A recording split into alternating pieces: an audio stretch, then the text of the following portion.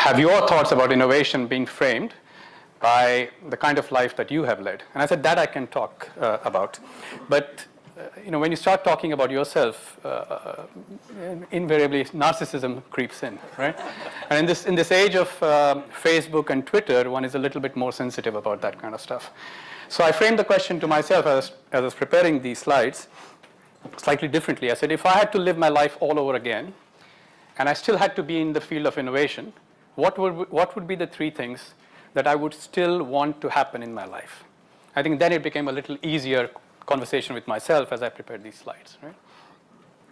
And at the end of it, when I looked at the presentation, I also concluded that these three things would also be good things to discuss with an HR partner. If I'm trying to set up an innovation lab, and the HR partner and I sat down and said, well, we've got hundreds of CVs of people we want to recruit. How should we screen these? And I said, well, maybe these three things would be the first step I would take to screen these CVs, to then narrow down to people who might be able to do let's say, a decent job of innovation. But let me start with a disclaimer. If I were to put everything together that I've learned in my life, and if I put my entire life story together, everything, pretty much everything that I know together, I would probably fill a book at the most. If you would ask my wife, she'd say it would be a book with very few pages, right? But what I do know is that what I do not know could certainly fill a library, right? And I think that's very important. As you learn more, it's very important to realize what it is that you do not really know, because that keeps you going, wanting to learn more. And I think some of the talks this morning were very telling. So I think Tom mentioned about learnings and experiences, and then Kirk mentioned the same thing. And I really do believe that we are what our experiences and learnings are, right? And each of us is different. So your story is, I'm certain, going to be different from mine. So if anything I say here jives with what you think, that's great. But if it doesn't, your story is your story, right? Okay. So screws tight and right. And so he asked me for a title, and I said, well, I haven't even prepared my presentation, but I did know that this is the oldest recollection I have about anything to do with innovation. So I remember, I have a recollection of me being a very small, a young kid sitting around with all these toys that I'd opened up. I used to be very curious. I'd play with the toys for a while, and then I'd open them up to see, why does a car that I pull back eventually goes forward, right? Things like that. So I'm sitting in the middle of all these open toys, trying to screw one back together and struggling with it.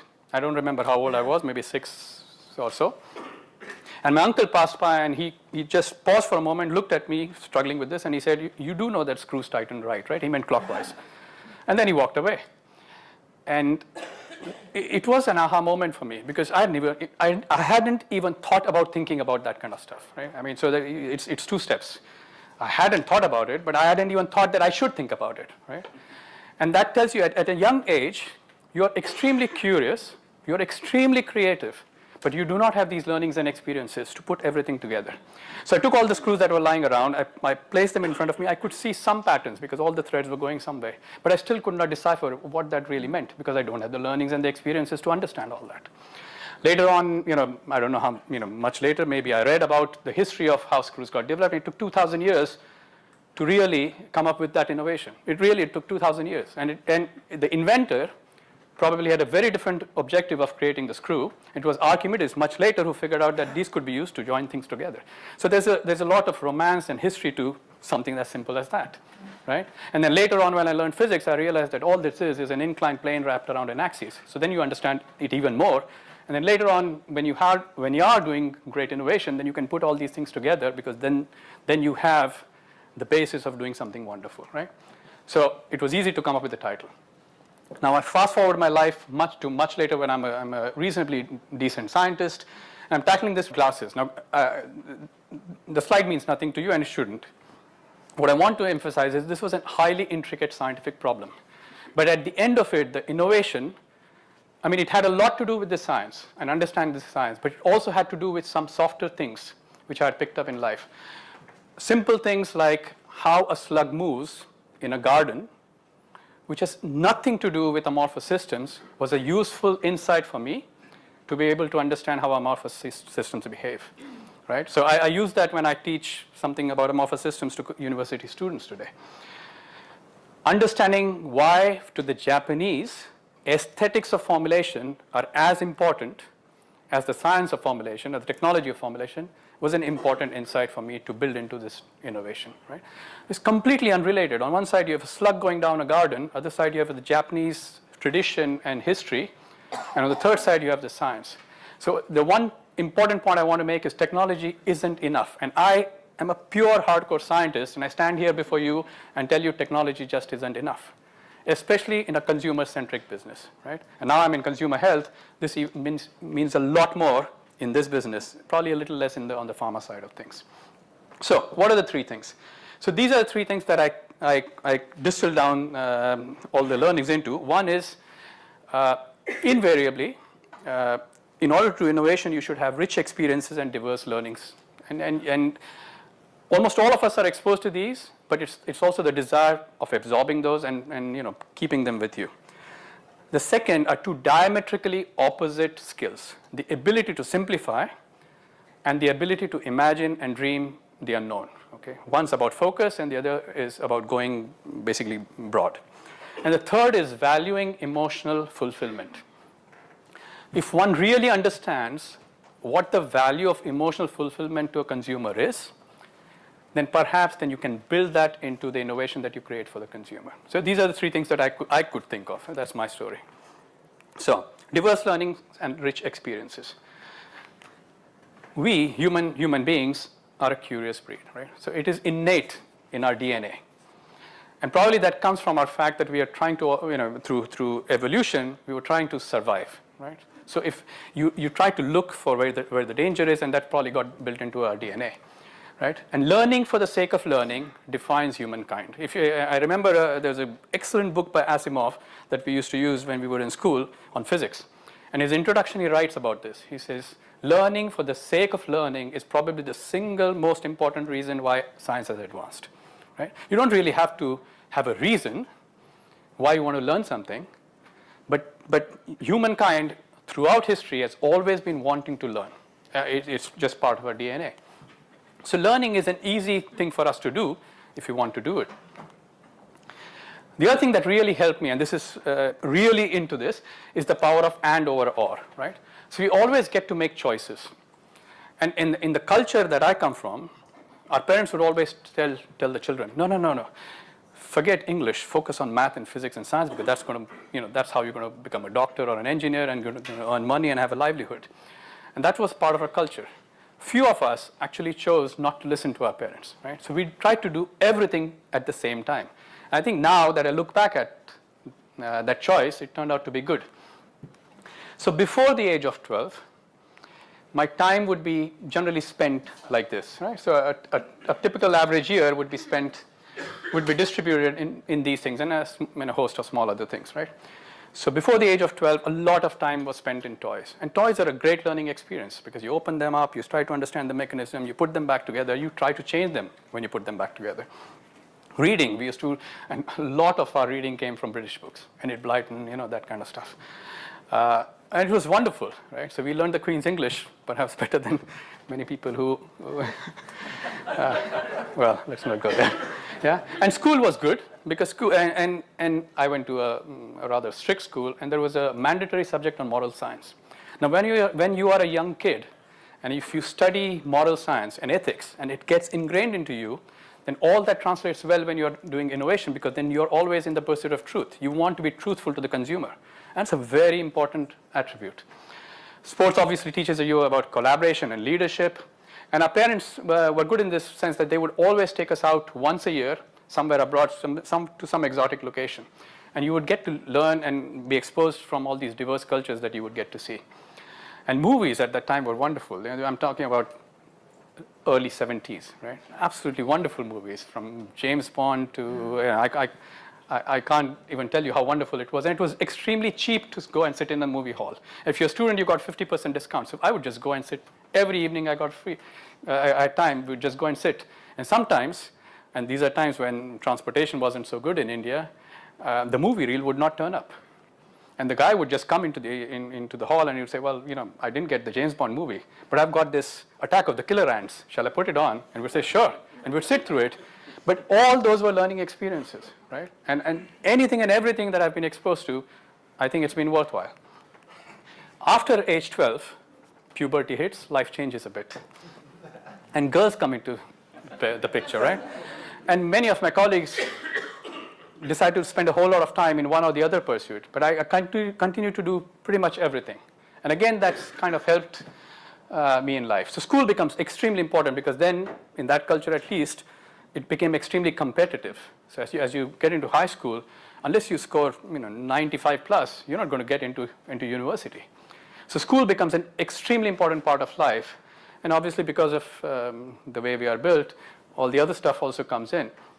But I switched from toys to making scale model airplanes, right? So kits. So it's still the same kind of pursuit, but a whole different kind of learning. Reading changed. So you go from Enid Blyton and comics and stuff like that. You go to, I don't know, Alfred Hitchcock and Perry Mason and Woodhouse and, really, really good stuff. School becomes very important because then now you're really into physics, chemistry, biology, high level English and so on. And sports changed to exclusively cricket. And cricket is an absolutely wonderful learning experience. I mean, if everything you need to learn about life, you can learn on the cricket field, right? Well, we'll see at the end of it. If there's time, I'll tell you about wonderful anecdotes from cricketing experience, right? Anyway. And then when you're growing up in India, you also have all these adversities, right? So there's natural calamities all the time. Monsoon is, I mean, if you really want to experience India, you've got to go there in monsoon, right? I mean, it is relentless, 24 hours, maybe 7 days a week, and just pouring. But you learn to live in that environment. I mean, life would just go on. You just put on your raincoat and go to school, and there's water in your shoes. You take the shoes off, you let them dry, you put on your dry clothes, and life continues. But you learn to live in that environment, and that teaches you something. And then you are with 1.25 billion people, right? You can't go 3 feet without touching someone, right? And you learn to live in that environment. You want to get onto a train, there's only one way. You've got to use your brains and figure out how you're going to get in instead of all those 420,000 people behind you. And people manage. On the other side, in that same environment, all your 5 senses are firing at all the time, right? And I don't know if you've eaten Indian food, we were taught to use our hands. And there's an actual reason for it. Because Indian food is to be experienced through all 5 senses. You must taste it, you must see the colors, you must smell the fragrance, you must touch the stuff, you must hear the crackling of the papadums. Right? All 5 senses must be really enjoying the food. That's true with everything. Right? You go everywhere, there's color. Right? There's light, there's fragrance, and it's not always fragrance. Sometimes it's bad smells too. But it is all there, and it's all full on. Right? So all 5 senses are on high alert all the time, and you're leveraging your brain just to get through life, day after day. When you go through that life, synaptic networks do get set. Right? And I'm absolutely sure that all these things play a huge part in who we become later in life. And all of you would have different experiences based on where you grew up. This is my life, right? And then you have school, right? So first you have rigorous curriculum, very tough exams, and then the teacher says, well, there's a debate, there's a drama competition, there's a school magazine. Do you want to be the editor? And I would just say yes, and I would participate in everything. Yeah? And I would go and participate in a debate, and I would lose. No problem, right? Next time I would win. But every time was a learning experience. I would just not, move away from those opportunities. And then the cricket field, right? Now, this is a modern photograph. When I was playing cricket in those young days, we didn't have pads. We didn't have helmets. We still have the same leather ball. It would be coming at us at 70, 75 miles an hour, and you've got to learn to react, right? Because you've got to protect yourself, your family jewels. You've got to go back to school next morning, so you can't get hurt. So you learn to react very fast on very minor hints of what might be coming your way, right? So I'm sure that also builds some kinds of synaptic networks, right? So the point I want to make is it is extremely critical to preserve our childish enthusiasm for the parallel pursuits of multiple diverse interests. And I believe that it contributes significantly to the richness of our experiences and the breadth of our learnings. Right? So much for learnings and experiences. And I'll just quickly go through my career. So I talked about the early years in India. Then I went to the US to study pharmacy. I went to America, and life just turned out wonderful for me. It was indeed everything my father had told me. It was fair education, and I was there for 10 years of education and 10 years of working. It was absolutely all on merit. And I am really thankful for that experience. Right? So that was all in Kansas. That's Midwest. That's one set of experience. And then I went to Philadelphia, which was Merck, another wonderful company, wonderful experience, different kind of culture, where everything was about fundamental and about science. Right? Then my parents had some serious health problems, so we packed our bags, moved back to India, and I worked for a company called Piramal. Here, everything is about flexibility, being nimble, and cost effectiveness. So I learned a completely different set of skills, and all these things matter. And now I'm in consumer health at Merck, and I'm learning on a daily basis about consumer centricity. Right? So very different experiences, and all of these really matter in making who you are. But the one thing I learned, and it's come up, I hope you can see it, but the one thing that I really learned in life was that the more you learn, the more you realize how ignorant you are. Right? And that's a wonderful experience, because then you keep on, there's an inner drive to want to learn more.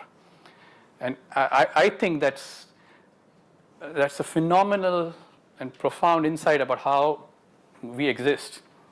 And it's just like the universe, right? It's continuously expanding. And the more you think about it, the more you realize you don't really understand it. And so good innovators are able to connect the dots, right? So this was mentioned earlier by Kirk also. But I'd like to go one step further, which is to take the word "the" out. Good innovators are able to connect dots where others can't even see the dots, right?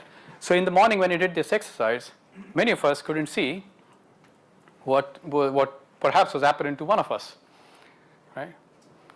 So we were looking for patterns, and one of us could see the connection even where the pattern didn't exist. So to connect the dots requires the ability, two very diametrically opposite abilities. One ability is to simplify, the ability of minimalism, right, to really focus in, and the other is to imagine and dream of something totally out of this world that no one else has thought of. And to simplify and imagine requires the breadth of learnings and experiences that I just talked about. So let's talk about simplification and imagination now. Right? So imaginary worlds open up our mind to possibilities. Imagination is all about widening our mind's view. It's about seeing unseen horizons and stepping past them. And it's all about art. Simplification, on the other hand, is the ultimate sophistication, right? It's about narrowing focus, going the exact opposite to what we just talked about. It's about getting to truth, and therefore, it's all about logic and science. So the right brain, left brain combination is probably the ultimate perfect combination that you need for innovation. Simplification is all about narrowing focus. Imagination is all about expanding away from that narrowing focus.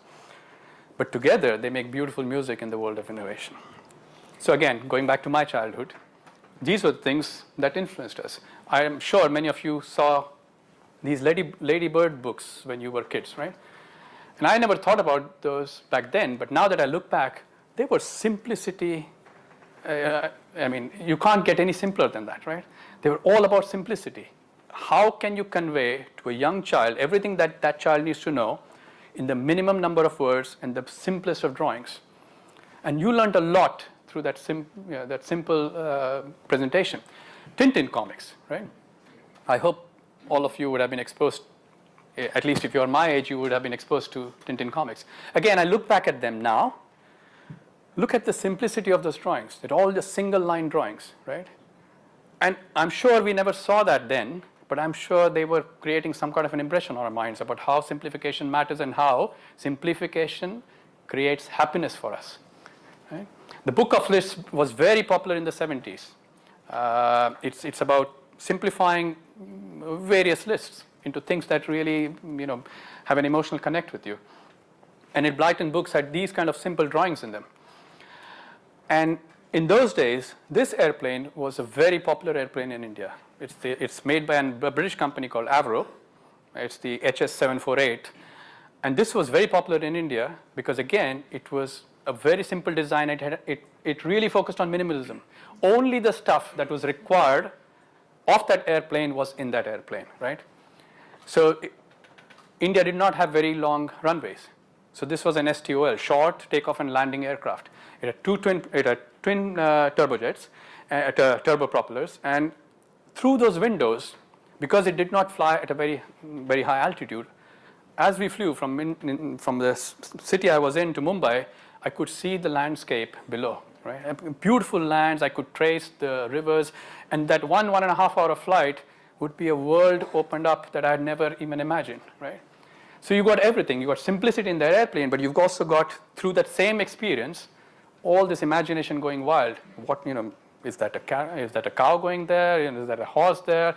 What's that farmer doing in that shed there? Those kind of things. And then 1.5 hours later, you land, and you're back to reality.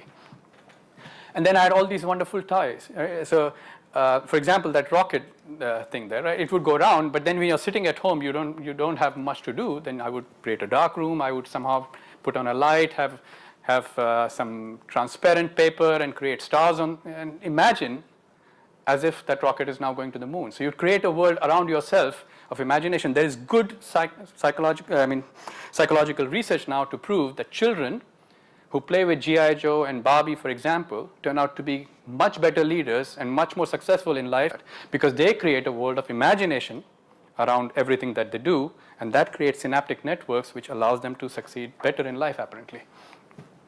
And these were the comics, right? So I always wanted to be Mandrake the Magician because he could jump from wall to wall, but he could also go through walls. I mean, that's a wonderful thing for a kid to imagine. Right? And all these movies, Around the World in 80 Days, Close Encounters of the Third Kind, James Bond, every James Bond movie was it's just amazing. Even today, I feel like a kid when I watch a James Bond movie. They're not as good as they used to be, by the way. Right? And finally, on emotional fulfillment. Right? I do believe that it is extremely important for an innovator to understand the value of emotional fulfillment. And the easiest way to do that if you have yourself experienced it. Right? So as a child, we used to be taken to the seaside. Right? And those were Sundays of absolute utter bliss. And I'm sure our parents or our uncles or aunts who would take us there would have put in a lot of effort to plan it, but that didn't really matter. Only the consumer, the user experience mattered. And that user experience was absolutely wonderful. Those days are still etched in my memory, right? Building those sandcastles, letting the water come in, wading in there, watching, standing in that water and then watching the sand just wither away from under your feet. Those were wonderful experiences, and they were utter bliss. There was nothing wrong, nothing missing in that experience. If you understand that, then you can understand how much happiness you create for a consumer or someone who's going to take your product if you can create that product to be wonderful, right? It's the same in cricket. Middling the ball, right? Yeah. I cannot put words to it. When that leather hits the willow, right, at the right spot on that bat, and you hear that sound, which only I know and a batsman would know, and you feel that in your hand, as the ball touches, you know what utter bliss is. And when you have experienced it, then you know if I can create that same experience for a consumer, what that consumer is going to feel. It is, you can't put words to it. And that probably is the biggest compliment to that thing. You can't really describe it. But it takes a lot of effort to do that. First, you've got to sand the bat. Then you've got to really soak it in linseed oil. And you have to do it day after day. Then you've got to hang a leather ball in a sock outside your house and hope that the neighbors don't shout at you. And all through night practice, straight bat, right spot, straight bat. Every product I buy out of Muji creates that kind of happiness for me. And to me, the Apple MacBook does the same thing. So I work with a different laptop at work, but when I go home, I open my Mac and I just have a wonderful experience. But here's also an example of another important point. And again, as a scientist, I say this with pride, the technology alone is not enough. User experience and context matters. The MacBook has an amazing amount of technology hidden inside that, that thin product. But to the consumer, all that is irrelevant. It's what the consumer experiences that matters, right? And when I use it, I'm the consumer, and I know I absolutely enjoy every minute I spend on that MacBook, and I really don't think twice about what's gone into it. And I think that's a wonderful thing. And now I go back to these Airfix or Revell kits that I used to make airplanes from, and now my son also does the same. And two things. One is, obviously, I like the simplicity of it and the ability to imagine, but it's also a good metaphor for science being the building blocks, right? So on the right side, you have that stuff. You can't really change it. It is what it is, right? Physics, chemistry is there. Right? So Rutherford famously said there's physics and everything else is stamp collecting. Physics is at the basis of everything, so that's not going to change. But what you can change it is how you actually turn it into an airplane, right? So as you finally put the finishing touches, you have the opportunity to change things and somehow tailor-make the consumer experience as you wish. 2 minutes, okay? Yeah. Final thing about context. So I go running. And the first time I ran a long race, I actually lost lots of minutes because my shoelace came undone, right? So then I went looking for a nice shoelace, and I found something called Click Lock or Lock Lace or something of the sort. And it's wonderful. It's an absolutely wonderful innovation, which really works if you're running. But if you're going out to a party, you're not going to wear those kind of laces, right? So context matters. So when designing an innovation, it's very important to really get under the skin of not only the consumer, but in what context is that product going to be used? And that differs from consumer to consumer, from country to country, and it's an extremely intricate problem that one needs to understand and solve. Finally, some concluding comments. So I love Japan, and I'm just picking 3 examples from Japan. So this is in central Tokyo, in a place called Ichigaya. So obviously they've figured out that old people love to fish, but they don't have the time, or they don't have the energy, or the ability to go far off to the seaside to fish. So they've created the same experience in the center of the city. You can pay, you can go sit, and you can enjoy fishing.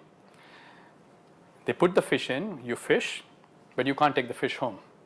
You take it out, you give it back, they put it back in. Apparently the fish haven't learned because they keep on getting caught. And then in the local trains in Tokyo, instead of having a sign of where maybe pregnant mothers should sit, or old people should sit, or people who have some needs should sit, they've actually completely converted the upholstery, right? So you don't have to look, and you don't have to look for the signs, because you're actually sitting on a seat which is completely covered with this design. So it's very easy to convey that this seat is meant for people who need this seat, right? And finally, if you go to a restaurant in Japan, you see these wonderful exact depictions of what you're going to eat inside, right? So there's never a disconnect. Many times you go to, you read something on a menu, you order it, and it turns out to be something very different from what you wanted. And you lose interest in that restaurant very quickly. But this tells you exactly what it's going to look like, what you're going to pay for it, and becomes a very truthful experience for the consumer. There is no gap between what you went in for, except for the taste experience, right? Which generally turns out. And one final remark from P.G. Wodehouse, my favorite author. And I read this ages ago, and it stayed with me through life. As we grow older and realize the limitations of human happiness, we come to see that the only real and abiding pleasure in life is to bring happiness to other people. So if we keep that as a principle of everything we do, it's very easy to innovate. Thank you.